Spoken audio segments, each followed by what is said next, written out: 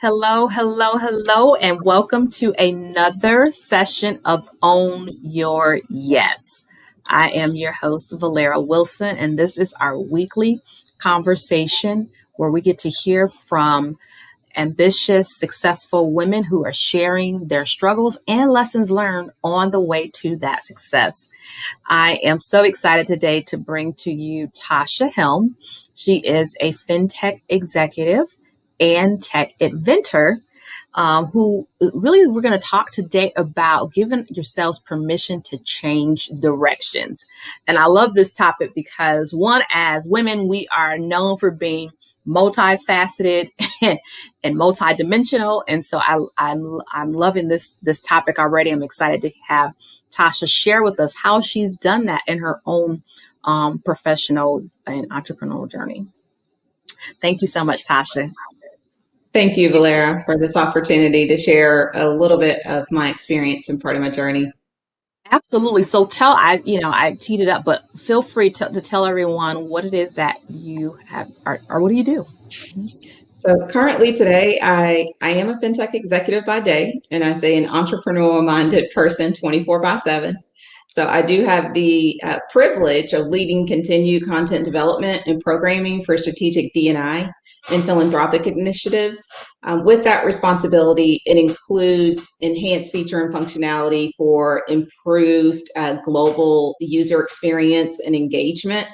And really, I like to say that's just a lot of fancy stuff for saying that, we like to, and we're focused on creating associate stickiness. I love it. I love it. And so that's the one part of it. You said the entrepreneurial spirit 24/7. So tell us about the tech inventor side of you. Okay, so to start, I'll take you on a little bit of journey of how I got there, because it was a journey. I didn't start out kind of that way, but it's in my blood, so to speak. I'll start out with how I actually landed in Georgia. It's hard to believe that it's been 20 plus years ago. I actually made a bold move, packed everything that would fit into my vehicle, as a 20-year-old might do, resigned from my job at a bank to move to Georgia and continue to pursue a degree in the medical field. So the entrepreneurial side was not there quite yet, but again, it was boiling in the blood, and you'll hear a little bit about that later. I would say that not at all what my parents were thinking that I would do out of all of their children. I have two other siblings. So I did have enough sense to interview for a job before I moved to Georgia, landed a job in what I would say was my first fintech realm, if you will, but still within the vein of financial services, because I consider my first kind of grown-up job the bank job that I had. I worked fast food from the time I was 16 to about 20. So I continued in school, figured that I need to gain some medical experience, and I actually obtained my CNA and applied for a job. I actually worked for a 6-doctor medical practice, gaining that experience while I was in school. So fast forward a little bit, and I made a decision, and this was probably one of the first big decisions, to change my major. I didn't change it once, but I changed it twice. And considering the path and the questions asked, what do you want to be when you grow up? What do you want to be when you become an adult? It was almost a rehearsed answer. I want to be a nurse. I want to be a nurse practitioner. And I recall someone saying, why not a doctor? And I can remember answering and saying, I don't want someone's life in my hands. And so at the time, in my purview, that's what that's what the definition of a doctor was. And with a little bit more coaching, probably would have come to understand that there's many doctors that are not making life or death decisions, if you will. So that was part of the journey. I actually reached an inflection point, asking myself, are these just jobs or stepping stones to the goal of executive leadership? And because I was in corporate America, if you will, with the exception of the job that I had as working in practice, I began to think about, if I'm going to stay in corporate America, what type of role do I want to pursue? And I knew at an early age that it was the goal of an executive leadership. And at that time, what my definition kind of executive leadership meant was, sitting at the table discussing ideas on how to like solve for X, and then implement and then see the fruits of the labor. So, that's kind of the corporate side that I think ties into the entrepreneurial side. And how I got there is I had the opportunity at a young age to sit at the table and listen to executives, um, listen to ideas. And I attribute a lot of my business acumen to being afforded that opportunity at such a young age. And what we were actually discussing was, and this may tell you my age at this point, but it was actually digital signatures. So this is before digital signature. And we were in pods and cubes, and I can remember sitting near compliance, sitting, within these pods, you could hear different compliance and risk conversations. And so we were actually trying to solve for something. And I remember bouncing into the office at 20 something with my business law book saying, I'm studying something in school, and I believe that we can apply this to what we're trying to solve for. And I had an executive look and laugh and said, I have that same book, except for mine's from 1976. And so that's what started me actually on the entrepreneurial path, because I was trying to solve for how can we add another layer of, I'll say encryption now, but really security. And I'll leave it there, and I'll end on with saying that I actually hinted to entrepreneurship is in my blood. I said, yes, I'm a fintech executive and entrepreneur, but it's not by accident. I'm a blend of the perfect two of my heroes, which are, my parents. And my siblings and I were exposed to IT and financial services at a young age. Our father introduced us to fiber optic cable, Commodore 64s, and a throwback to the green and white line computer paper, if anyone is familiar with any of that. And my mother actually worked in the banking industry, and her concentration was around data processing, accounting, and payroll. So that it's in the blood, and it's by no accident. Wow. No, that's a lot. It's a very interesting journey and process in that I mean, I'm listening, and you said I went to school and I was a CNA, and then I decided that I wanted to work in fintech. And then I became, I decided I wanted to be more entrepreneur and focus on finding solutions. What were some of your, obviously the big decision was to pack up everything and to move to Georgia. But what were some of those challenges as you thought about moving from, looking at nursing and then saying, I really want to be in fintech or be a corporate exec? How did you give your permission to keep exploring different things that may have been different from what you were doing? And I think the first part of that is, when you talk about the inventor side, kind of talk about have you invented things? What types of things have you invented, and what was that process like? So there were challenges. Many of us have worked our way around different roles and positions just within a corporate environment. And so, the challenge, I think, one being, fresh into a career is what is the path, right, to get to the role or level. And at that point, it's really exploratory, because if we think about college and where I ended up, like there's specific core concentrations, right? So for medical, there's core concentration. For business, it's kind of wide open. So it's a big net, right? So there's many different avenues that you can explore. And I think I said this before, just being human in and of itself, we're multidimensional. And I know myself and know that I had different interests in different things. But when someone asks, what do you want to be? It's what do you want to be? And that's kind of singular. That's not plural. And so although we have these other passions and interests, can we also be those things as well?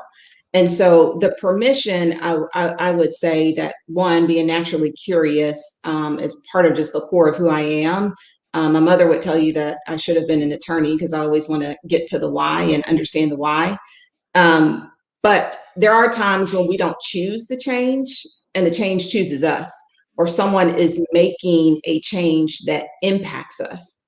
And, said this many times about being multidimensional. And so if we think about surveys for a minute and we think about when we go in and we fill out even a job application, it's not just asking us about our skill sets, which we can speak to, but it's also asking us about our hobbies and interests. So I would say, I don't know if it's more of permission or being a little bit audacious to say that I'm not a one-dimensional person.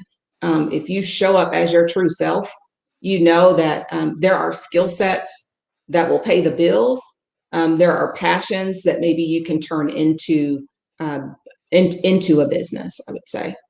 And to answer your question about invention, so I'm also a very hands-on person, love HGTV. I believe that I can watch HGTV and then go, emulate what they're doing, regardless of what my true skill set is there. So I like to actually build things, and that's the way that my brain thinks in building blocks. So I like to do things with my hands, whether or not it's just little projects that are attainable for me, and then I can see again the end result. I used to help my father, when I was younger, and he would say, we built a double deck on the back of our house. And so he would say, go get, the Phillips, go get, the flathead, go get. And so by him actually including us in those projects, that may have piqued that interest in me, and actually, again, trying to solve for something. We were solving for X, to be able to go out and enjoy the backyard, on a deck. And I think by him incorporating us in those, although I think, I can speak for my siblings at this point now, would be like, oh my goodness, when we hear our name and need your help holding or go get, that was like a sign that it was going to be an arduous project that was taking place. I love it. Um, were there, I mean, have you, so it sounds like you have to, I think you said something that was important. You said not feeling like we have to be one dimensional. I think that's the one thing, not feeling like, feeling like we have to pick a side or be one thing forever. We get to choose to make those changes whenever we think that they're best for us.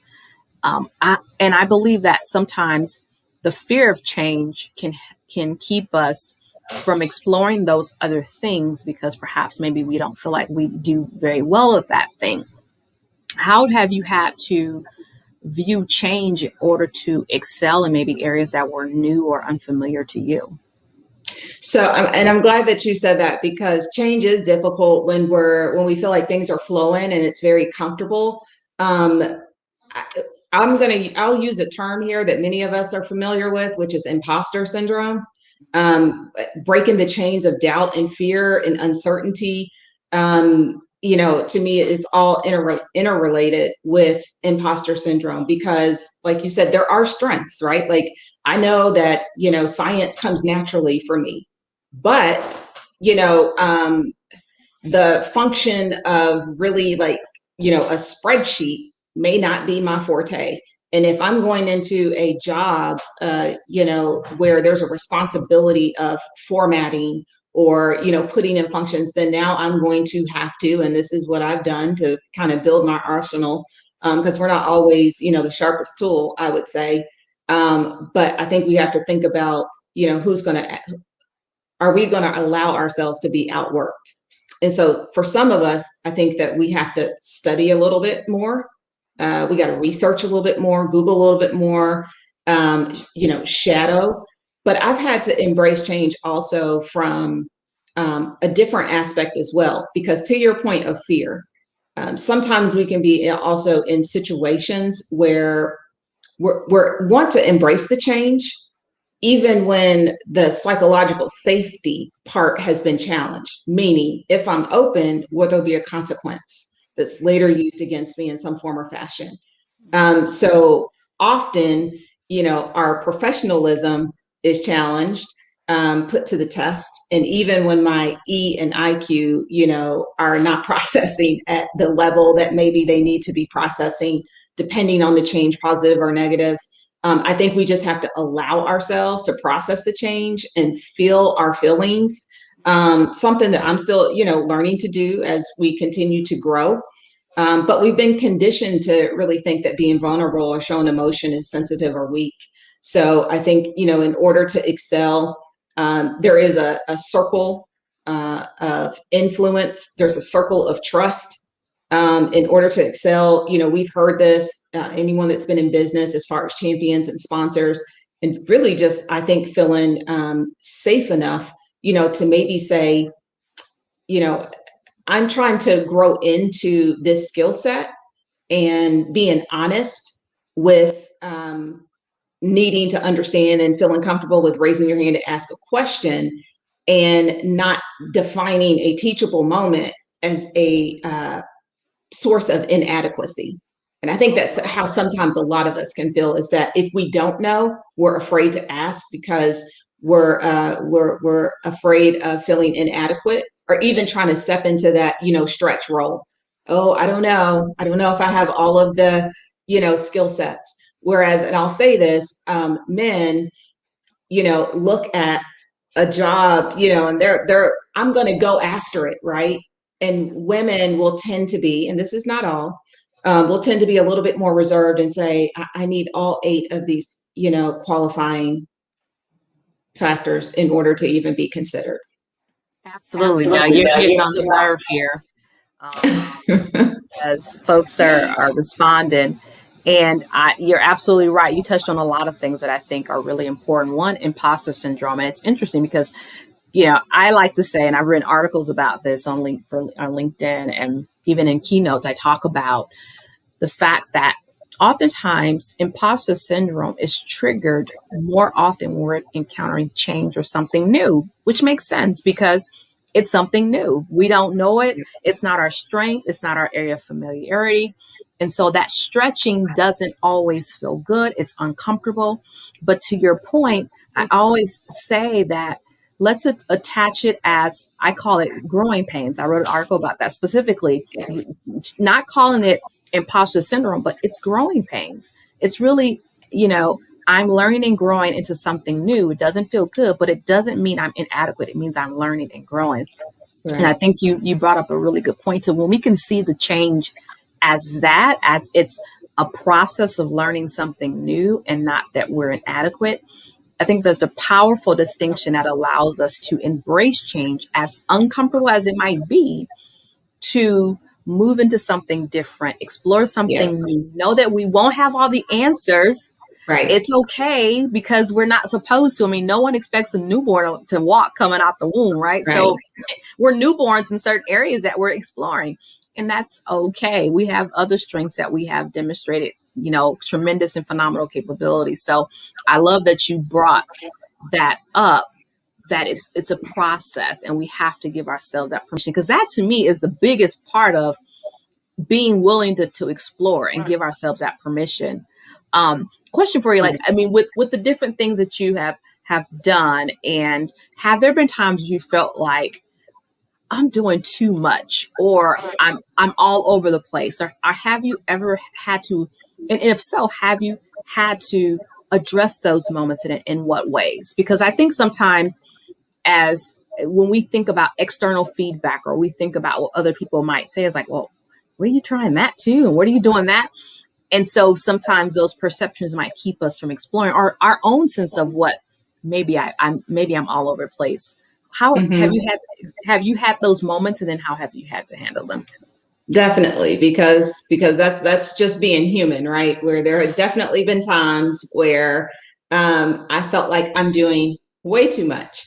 And so I would use the analogy, throwing up a million pieces of paper and it's like confetti falling down, right? And you're trying to grasp which ones do I grab first.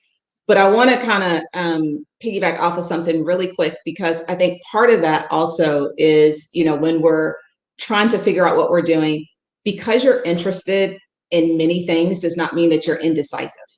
Now, there are times and I want to say that because be like, well, now she's doing this. Well, she just said she wanted to do X.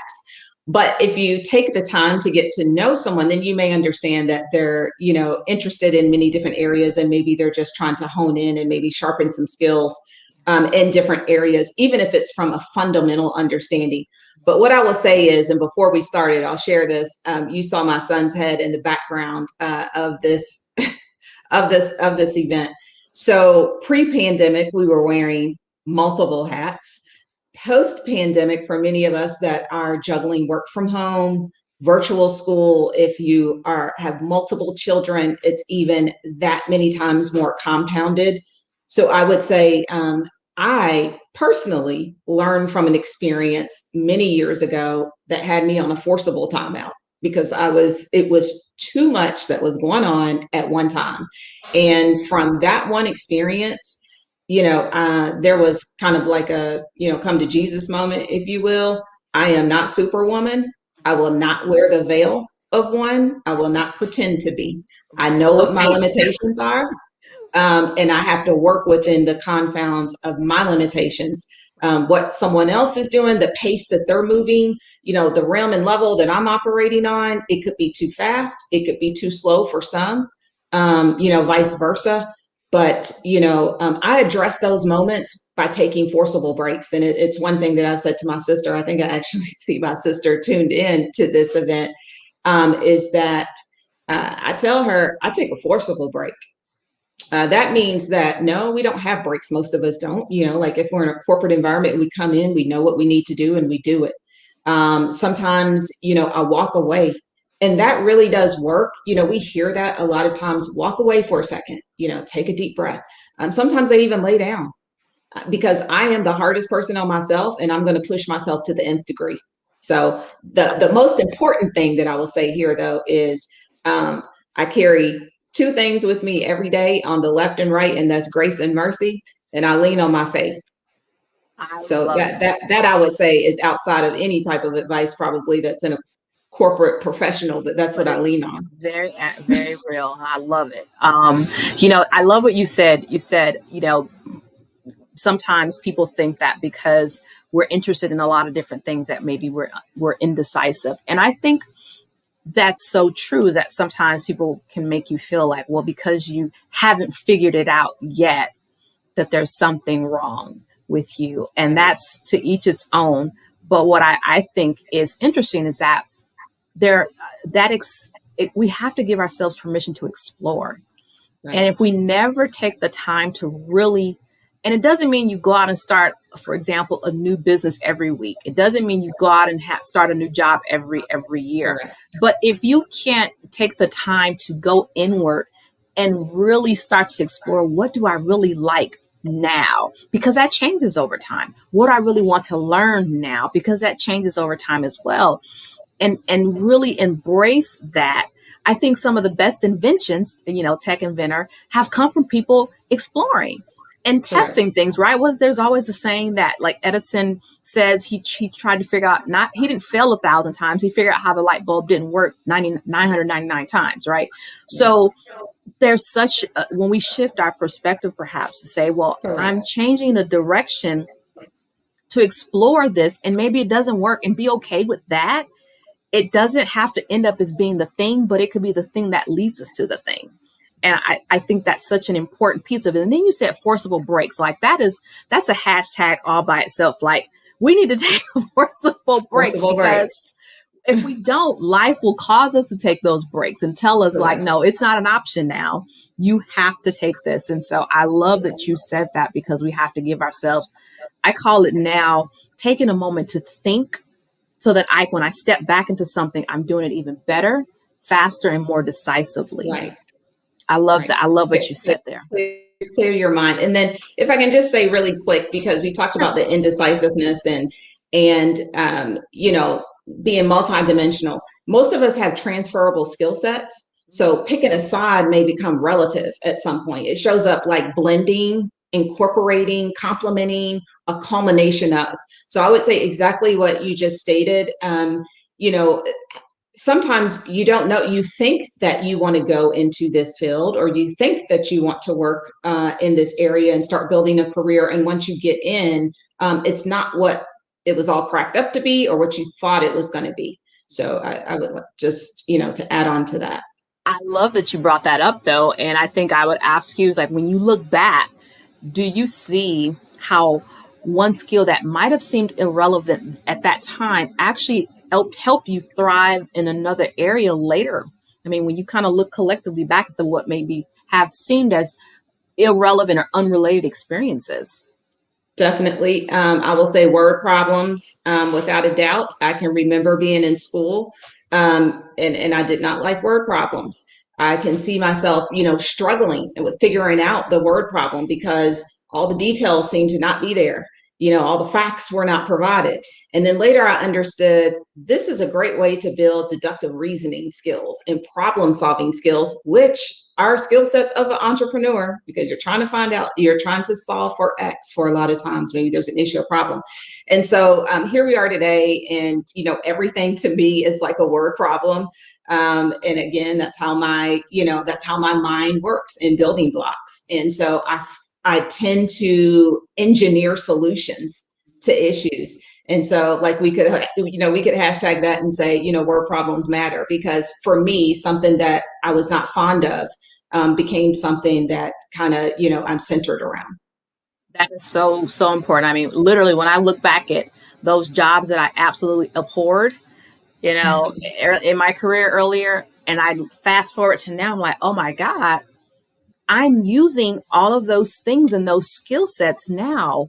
The things Yes. that I thought were just so irrelevant or maybe boring or whatever that might be. I mean, I use them every day now, and I think it makes me sharper, edgier, faster at the things that I do, because I have these unrelated skill sets. I'm not just one dimensional, and I haven't been throughout my life. And I love that you bring that up. And so I would say to any woman watching, like, if you feel like where you are right now isn't where you want to be, it's okay, because it's going to be part of your tool belt and toolkit that you can definitely use as you move forward in whatever direction you decide to change and move into.